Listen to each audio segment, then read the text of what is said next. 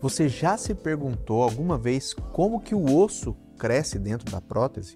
Ou como que essa prótese gruda no osso?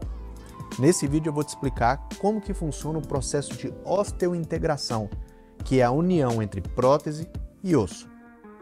Meu nome é Murilo Almeida, sou ortopedista e junto com você vou ajudar a acabar com a sua dor no quadril.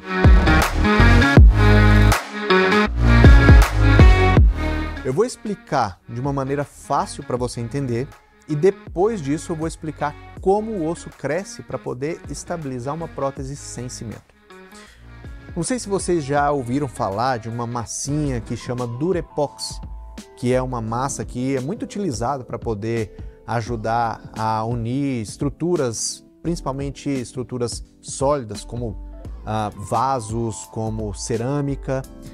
É como se fosse uma massa de modelar, que você coloca e ela endurece e aquilo se transforma numa estrutura muito sólida, muito dura. O cimento ósseo é basicamente a mesma coisa. A gente coloca uma massa dentro do osso e encaixa uma prótese lá dentro. E essa prótese vai acabar sendo fixa porque essa massinha vai endurecer e vai estabilizar sua estrutura lá dentro, vai estabilizar a prótese grudada no osso.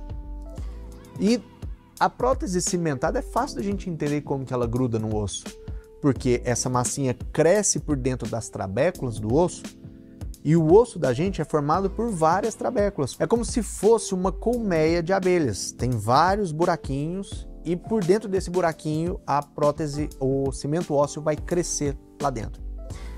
Agora, uma prótese que não tem o cimento ósseo para poder grudar, como que ela faz para grudar no osso?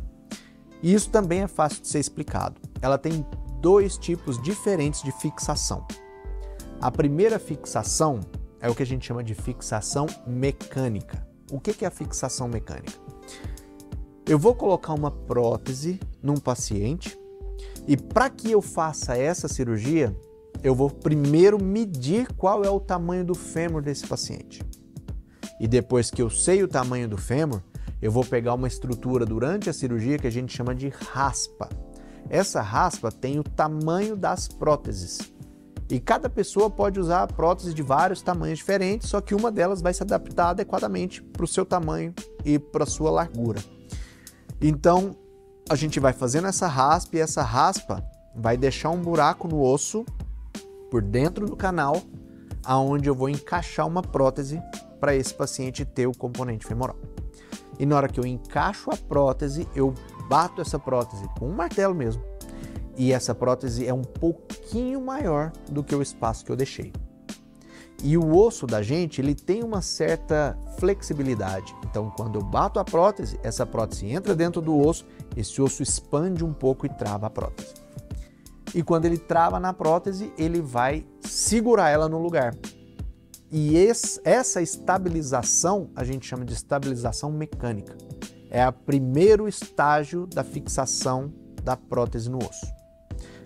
Muitos pacientes me perguntam, mas tal pessoa colocou uma prótese, essa prótese soltou, ou essa prótese não ficou fixa. O que aconteceu? Eu vou explicar. Quando você não faz uma medição adequada ou coloca uma prótese menor do que o tamanho que o paciente precisa, essa prótese não vai entrar com muita pressão. E se ela não entra com muita pressão, ela vai começar a mexer lá dentro. E a partir do momento que ela começa a mexer, o organismo entende que aquilo é um corpo estranho e começa a produzir uma cartilagem ou uma estrutura parecida com uma cartilagem para tentar estabilizar essa prótese no lugar. A gente chama isso de tecido fibrocicatricial. E a partir do momento que esse tecido é criado ali, ele impede o contato da prótese com o osso. E se ele impede o contato da prótese com o osso, esse osso não consegue crescer para estabilizar a prótese. Então, uma pessoa que tem uma prótese que não é do tamanho adequado, essa prótese provavelmente não vai firmar no corpo, não vai fazer o primeiro estágio, que é a estabilização mecânica, e não vai conseguir entrar no segundo estágio, que é o que eu vou explicar agora. Lembra que no começo do vídeo eu disse que o osso parece uma colmeia? Tem várias trabéculas. E essas trabéculas são formadas por células que formam o osso, que a gente chama de osteoblastos. E quando você coloca uma prótese dentro do osso, você tem o contato da prótese com o osso, o formato do metal da prótese, a aspereza que ela tem em volta, é muito semelhante com a aspereza que existe no osso. Então o osso reconhece aquilo como uma estrutura que a gente chama de osteocondutora e começa a crescer em direção a essa prótese, travando o osso na prótese. Então o osso cresce e abraça a prótese. Então a gente chama de osteointegração, que é o segundo estágio da fixação da prótese no osso. Essa osteointegração normalmente demora entre 60 e 90 dias para acontecer e é por isso que normalmente a gente chama o paciente para um retorno próximo de 60 dias do pós-operatório, porque aí nós vamos repetir uma radiografia e através dessa radiografia a gente consegue ter uma ideia se a gente já tem ou não a osteointegração da prótese com o osso do paciente. Lembrando então das duas maneiras que a prótese se fixa no osso. A primeira delas é o que a gente chama de fixação mecânica, em que a prótese entra com pressão e com isso ela trava no osso. E a segunda é quando o osso cresce em volta da prótese, abraçando essa prótese e tornando a prótese como um elemento presente dentro do corpo.